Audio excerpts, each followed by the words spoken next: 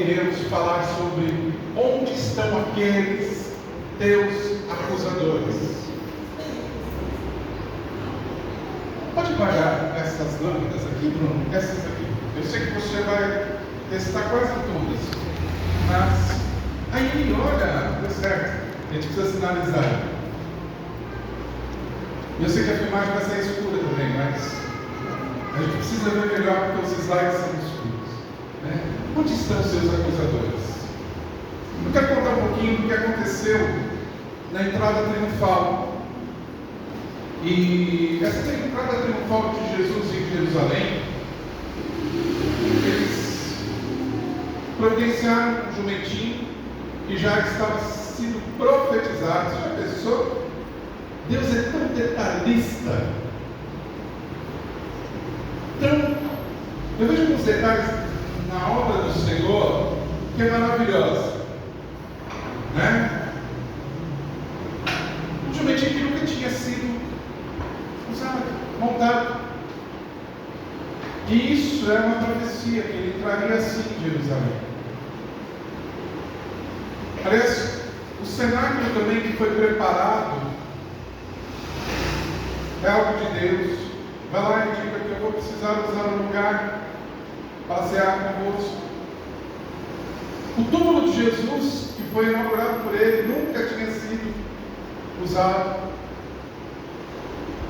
Detalhes riquíssimos da palavra, que quando nós começamos a ver, nós vemos que Deus preparou todas as coisas para este momento. Só que quando Jesus entrava, o que aconteceu? Conte comigo, olha, culto é serviço, nós participamos aqui. Ele entra, o que acontece? Todo mundo calado, quietinho? Não. Pegaram suas vestes, né, mantas, colocaram no chão para que ele passasse. Eu não tenho fotos aqui, mas se você ver, Jerusalém na sua entrada é triunfal. Os reis passavam por ali quando ganhavam as guerras. Davi passou por ali. Eles pegaram ramos de palmeiras e começaram a balançar. E gritaram o quê? Hosana nas alturas, bendito aquele que vem em nome do Senhor. Sabe o que estava acontecendo? Eles estavam entendendo que estava se cumprindo a profecia, que o rei dos reis estava ali, e estava mesmo. Mas sabe o que eles estavam alvoroçados? Porque Jesus ia entrar em Jerusalém, e eles acharam que ia direto lá onde estava o comando de Israel, e destronar aquele que estava com autoridade ali. Eles estavam felizes, olha, hoje o Império Romano não mandará mais, porque esse homem faz milagres, porque esse homem manda o mar secretar. A fama de Jesus tinha sido tal que eles pediam sinais, nos dê sinais. E Jesus não nos deu, porque aí é uma outra história, uma outra ministração. Até o próprio Cristo não quis ficar fazendo o que os outros mandavam ou agradavam os outros. Ele fazia o que Deus queria. Porque fazer o que os outros querem não satisfaz eles, e depois é nós que também nos damos mal. Mas Jesus entrou, e ele entrou chorando, porque ele sabia que ia decepcionar aquele povo. Por quê? Porque o Senhor não estava entrando para tomar o trono, o Senhor estava entrando para estabelecer o plano de Deus, a agenda de Deus, que era superior a isso. E quando eles perceberam que nada aconteceu ao cair do dia, nada mudou, o Império Romano continuava o mesmo, eles se revoltaram. Eles se revoltaram.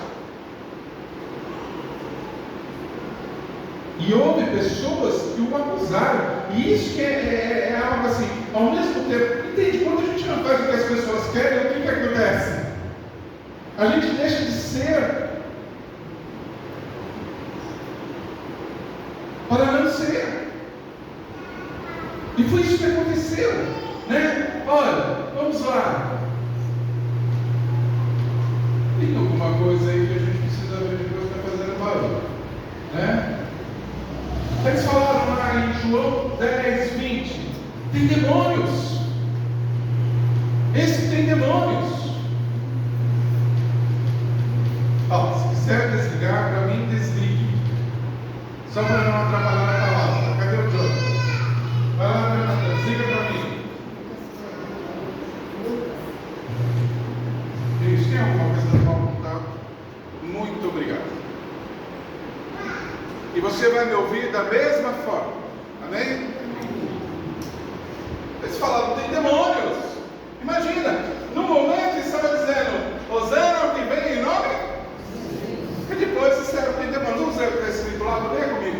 Muitos deles diziam, ele está endemoniado e enlouqueceu. Porque ouviram. Outros diziam o quê? Blasfemo, Marcos 2,7. Por que diz este assim? Quem pode perdoar pecados senão Deus? Chamaram também ele de quê? De enganar. João 7,12. E havia grandes murmurações entre a multidão a respeito dele. Diziam alguns, ele é bom, e outros diziam, entende? Momento difícil para Cristo. Irmãos, aprenda uma coisa: ou você segue a Deus ou você segue o mundo. E a Páscoa nos ensina isso. Ou nós estamos de acordo com este mundo ou nós estamos de acordo com Deus. Lembra? Páscoa, paz, passagem, novo momento. Então, eu quero dizer a você que quando nós começamos a entender como funciona a Páscoa e esses momentos que Cristo viveu, Ele não viveu só na carne, não só fizeram o rosto dele um hambúrguer, porque socaram, arrebentaram com o rosto dele, cuspiram sobre ele, colocaram uma coroa de cruz. O que estava acontecendo é que eles começaram a atacar e a feri-lo com o quê? Com palavras. Vamos ver. Aí. Olha, na manhã de sexta-feira não faltavam os acusadores. A pergunta para nós: quem seríamos nós se estivéssemos lá? Gostamos de pensar que seríamos o Pedro, que apenas negou, ou o João, que ficou com ele até o final na cruz. Mas, será que nós conhecemos de verdade? Vamos ver os envolvidos em tudo isso? É uma pergunta simples. Se eu tivesse vivendo o momento da crucificação, esse final de semana que foi difícil, como seria? Ó, lembre-se, o muro já tem dono, viu? Eu sei que na igreja tem muita gente em cima do muro, mas o muro já tem dono. Ou nós entendemos que servimos ao Senhor ou nós servimos o mundo? Agora, quem seríamos nós lá? Religiosos indignados? Será? Eu vejo muitos religiosos indignados. Olha, é difícil, hein? Pastor, esses louvores não tem nada a ver com a palavra. Olha, pastor, a pregação que o senhor trouxe hoje foi muito demorada. Pastor, o senhor não começa no horário no culto, está esperando quem? Já são 7h30. Pastor, você demorou muito.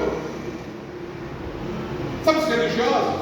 Aqueles que querem viver uma coisa quadradinha, do jeito deles, colocar Deus dentro da caixinha, só tirar Deus da caixinha quando lhe interessa. É esses aqui, né? Olha, indignados porque Jesus não se encaixava em seus sistemas. Olha o rito, pastor. Olha a liturgia, pastor. O senhor mandou sentar na hora de levar? Que história é essa que o senhor mandou a gente sentar na hora do louvor? É tão interessante que eu venho de uma igreja tão tradicional. O coral entra, as pessoas se aquietam. O pastor chega, ele diz, iniciando o culto: ao Deus Supremo, benfeitor, anjos e homens em Todo mundo de pé. Se o pastor mudar a liturgia, atrapalha tudo. E no final sai o coral, aí sai a primeira fila, a segunda fila, a terceira fila, a quarta fila, e os diáconos vão apagando a luz e encerram tudo. O dia que mudar aquilo lá, eu acho que eles tropeçam, eles não sabem, mas cada um tem o seu lugar. Aliás, o religioso gosta de sentar no lugar dele. Ô, dá licença, sai daí, eu sou aqui. Na verdade, o dia que eu não vi, o pastor sabe que eu não veio. Ele olhou e não viu ele, o religioso. Entende o que eu estou falando? Não se encaixou. Jesus não se encaixou. Indignados porque ele confrontava o orgulho das boas obras, preferindo a segurança da tradição ao escândalo da graça. Chamamos de heresias tudo que desafia o nosso senso de mérito. Esse Deus não pode salvar, aquele Deus não pode, esse matou, vai para o inferno. Quem disse que quem se suicida vai para o inferno? Você definiu isso? Nós somos juízes agora. Antigamente tinha até um cemitério separado para aqueles que se matavam. Hoje nós entendemos dentro da teologia que não funciona dessa forma. E muitos enfermos se mataram. Não, eu apoio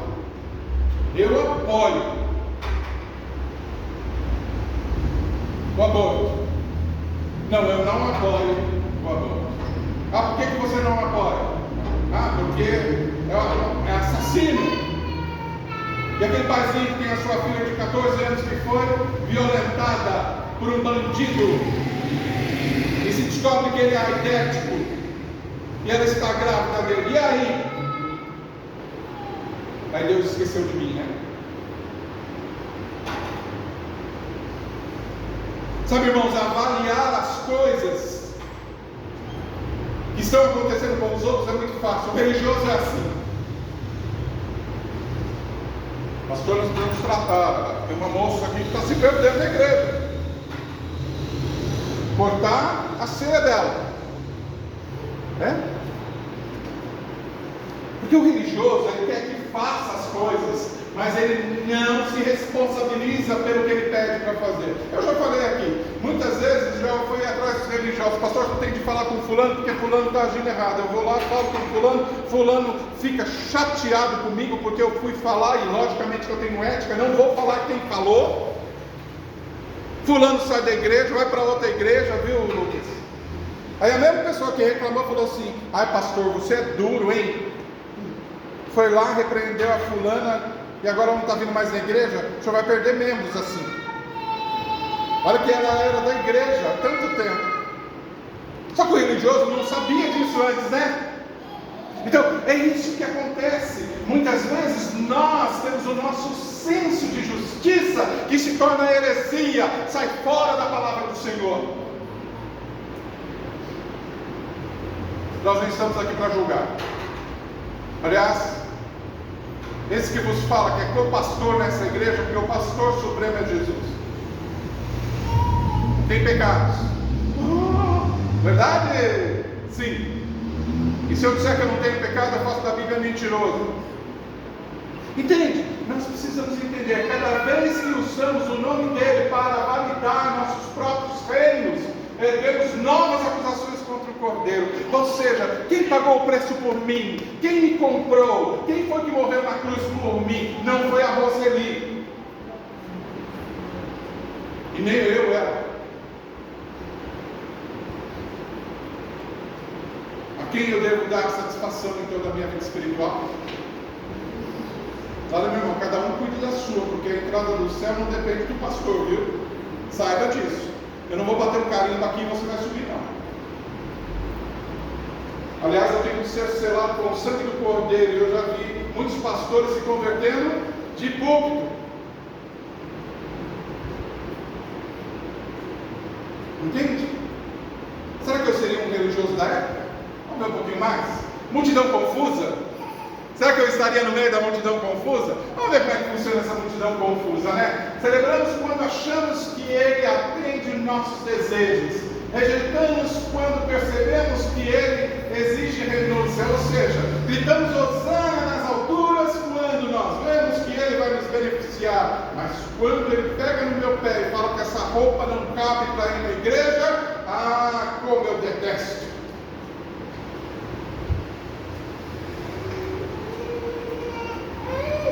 Aliás, será que Jesus fala das roupas que a gente tem que vir na igreja? O que vocês acham? É uma pastoral aqui, tá? Eu estou conversando. Será que Jesus está preocupado com a sua roupa ou está preocupado com o teu coração?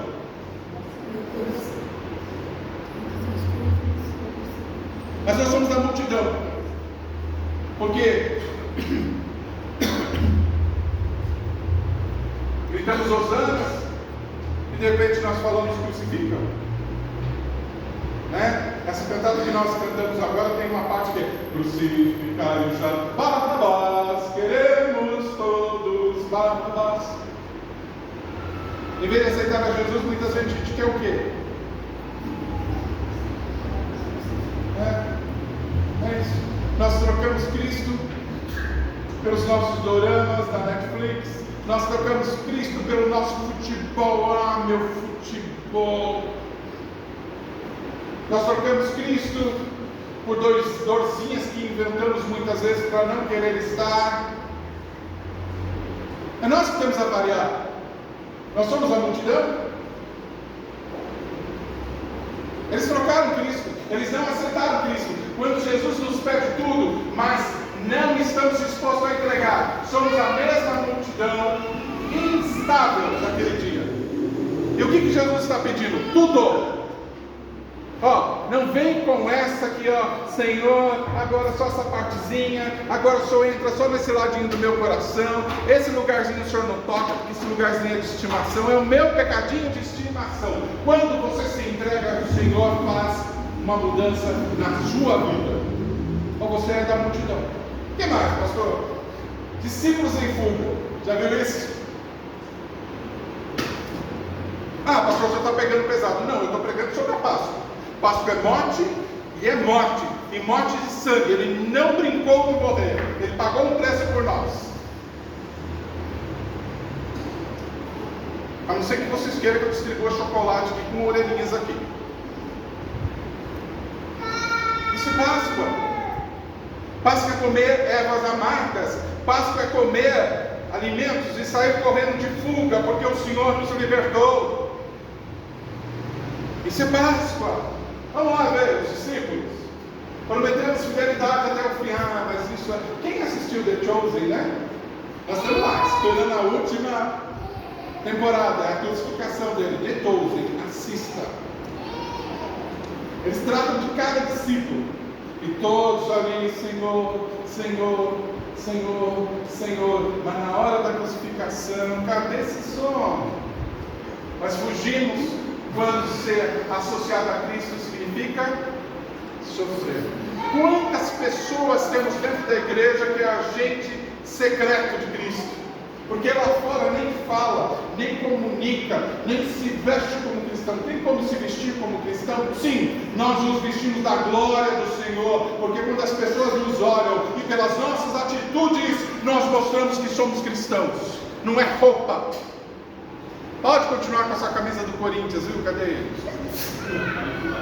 Não é roupa, graças a Deus. Nem do Palmeiras, viu? Olha o outro aqui dando risada. Ele não é palmeirense, né? Irmãos, nos vestimos do fruto do Espírito. Paciência, paz, tranquilidade. Mas quando se exige estar com Cristo e sofrer com Ele, porque sofrer com Cristo é engolir não só o sapo, como dizia o Otávio, estou engolindo um sapo. Não, é engolir o quê? O riacho inteiro.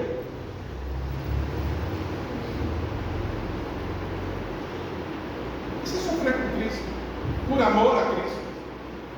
Mas eu o quê? A primeira coisa que eu reconheço é que eu não sou nada. E Ele é tudo. E isso que aconteceu. Eles não quiseram pagar o preço de estar com Ele. Dormiram. Por favor, olhem comigo um tempo. Quando chegar lá, estava todo mundo dormindo. cansado das suas lutas. Que lutas? Acabaram de comer, todo mundo de barriga cheia. Estava dormindo porque estava o quê? Na hora da digestão. Mas muitas vezes é isso que o Senhor nos pede, para resistirmos aos nossos impulsos de querer fazer aquilo que nós desejamos. Vai lá falar com a Patrícia e com o Wellington. Vai passar uma noite com eles, para vocês verem como é que é o negócio. Benício está lá lindo, dando risada já no Facebook, já viu? Maravilhoso. Só que o menininho berra a noite toda. Igual os meus netos, não mudou nada. Vai um pai dormir enquanto a criança está lá no berço.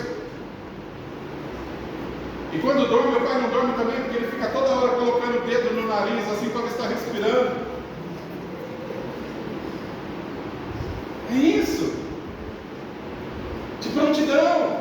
O Senhor nos espera dessa forma, mas os discípulos em fuga, quando ouviram falar de crucificar. Não, Senhor, eu vou no seu lugar. Nada. Olha, irmãos, eu quero falar uma coisa. Quem diz que morre por você, não morre.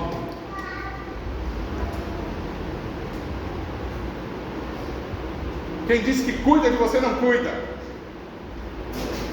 Quem bate no peito e diz assim, conta comigo. Maldito é o homem que confia. É só pela misericórdia de Deus que nós somos bons. Pedro salvando a sua própria fé. O Pedrão, né? Aquele que dizia que andava com a faquinha, né? Bora lá.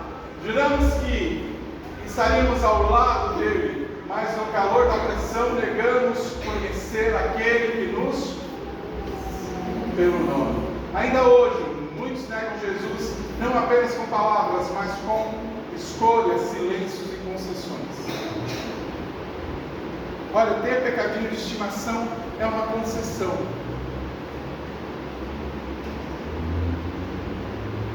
E muitas vezes a gente peca, repeca e peca de novo, achando que ninguém está vendo. Irmãos, nós caminhamos com o Senhor, Ele vê todas as coisas. Todas as coisas. Eu não tenho que ter vergonha da ninguém de saber quem eu sou. Eu tenho que ter vergonha do Cristo que me ama, de me apresentar da forma que eu sou. Então, muitas vezes essas concessões nos impedem. Preferem ser aceitos em rodas vazias do que serem reconhecidos como discípulos de... Lembra que chegaram para Jesus? De Goiânia, você andava com ele. Eu nem pensar, estou fora. Né? Eu sou pescador, eu não sou discípulo. Foi isso que Pedro falou? E negando Jesus assim foi? Vamos lá. Pilatos que lava as mãos. Esse aqui é só Deus. Sabemos que ele é inocente. Você está vendo tudo que Jesus sofreu? Em nosso lugar? Ele não padeceu isso por ele. Éramos nós que íamos ser rejeitados, repudiados, tidos como aflito, mas ele assim o passou, né? Sabemos que ele era inocente, mas preferimos agradar a multidão. Muitos ainda lavam as mãos. Vamos ler comigo? Quando na verdade, vamos lá? Quando na verdade os confrontados, quando sacrificam, quando sabem, lavam as mãos para não perder o poder, para não ser, para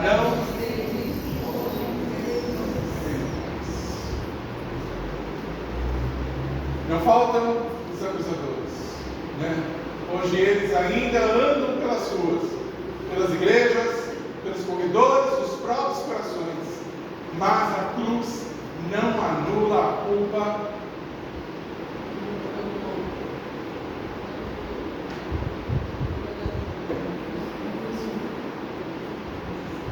É difícil ser acusado. Alguém já foi acusado aqui injustamente? Eu já fui. Teve uns que falaram, vai lá e dá um murro na cara. Tem outros que falaram assim, olha, joga tudo na mesa.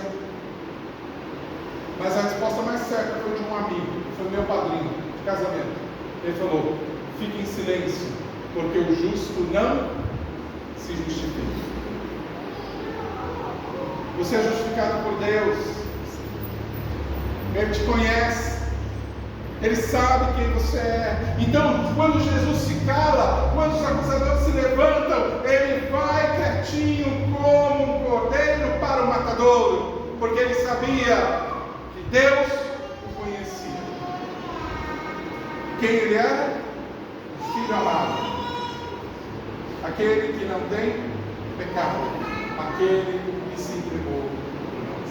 Eles foram vencidos não pelo esquecimento, mas pelo sangue do Cordeiro que levou sobre si. Na cruz, o Cordeiro não apenas calou a multidão, mas calou o inferno. Sabe, quando você se posiciona como cristão, você não cala a multidão, você cala o inferno. Não o odiamos por aflito. Naquela manhã só havia um inocente e ele foi condenado. A cruz, vamos ver? A cruz tem a medida exata de atração e ofensa.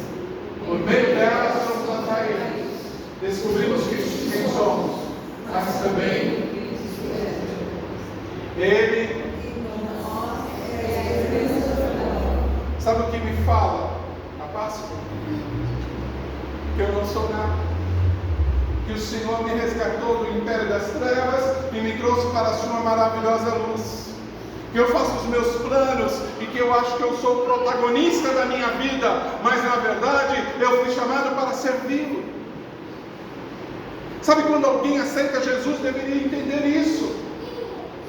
Aceitar a Jesus, reconhecê-lo como Senhor, não é ter casa boa, não é ter marido legal, não é ter emprego do ano, não é viver, não é essas adorações aí que levam horas dizendo eu te amo, é ter uma vida de servo, íntegra, na presença dEle.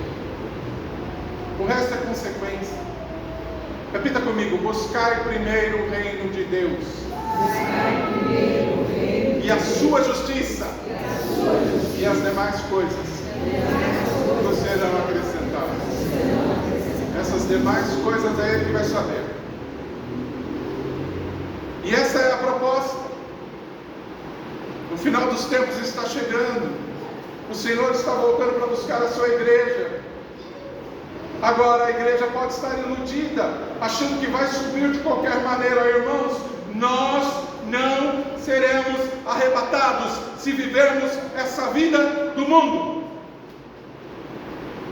A Páscoa fala sobre isso. Você quer tomar linda esta mesa, uvas e tudo mais, tem uma mesa já preparada, belíssima, muito melhor que essa dos céus.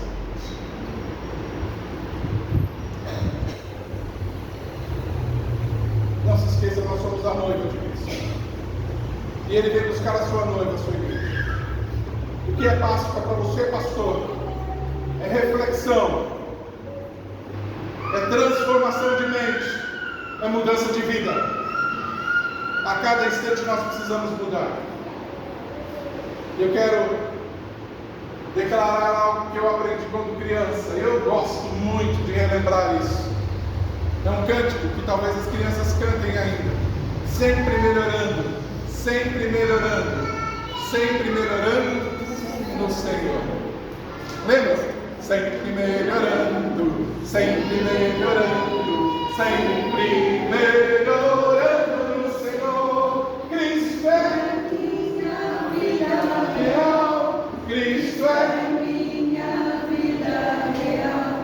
Cristo é minha vida real. Sempre melhorando no Senhor. Mudanças. Amanhã é feriado. Fique com sono. Dia do trabalho, que é quando ninguém trabalha. Você vai trabalhar. É Tiradentes, não é trabalho, é dia 21. Tem dia de trabalho ainda, né? É Tiradentes, Independência. Aí eu errando tudo aqui. Graças a Deus, né? Tem alguém que sabe, né? Queridos, temos que viver hoje entendendo que Deus quer o nosso melhor para hoje. Eu convido você a ficar em pé. Se você ainda não fez, dedique a sua vida ao Senhor. Se você ainda não falou, Senhor, eu preciso de Ti para poder ter mudanças na minha vida, eu não quero fazer mais o que é errado, fale ao Senhor. Confesse. Mudanças podem ser realizadas.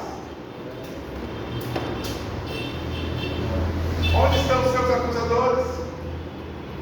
Eles estão lá.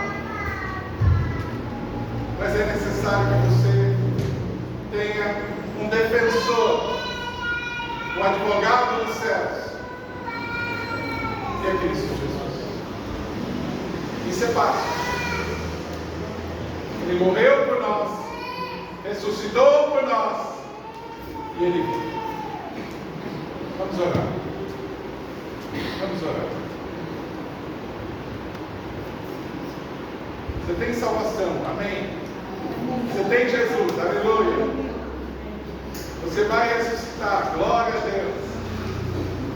Mas você pode sempre melhorar em Cristo. Senhor, nós queremos nos encaixar naqueles que permaneceram contigo, que creram até o final, que se identificaram com a sua dor, que não se afastaram de ti, e que se acaso houve algo que impediu a comunhão, eles retrocederam e reconheceram. E se for preciso, prova-nos assim como Tomé pediu, Senhor. Eu preciso de provas, o Senhor fará. Mas que não venhamos a abandonar a Ti. Que possamos seguir em frente, eu te peço.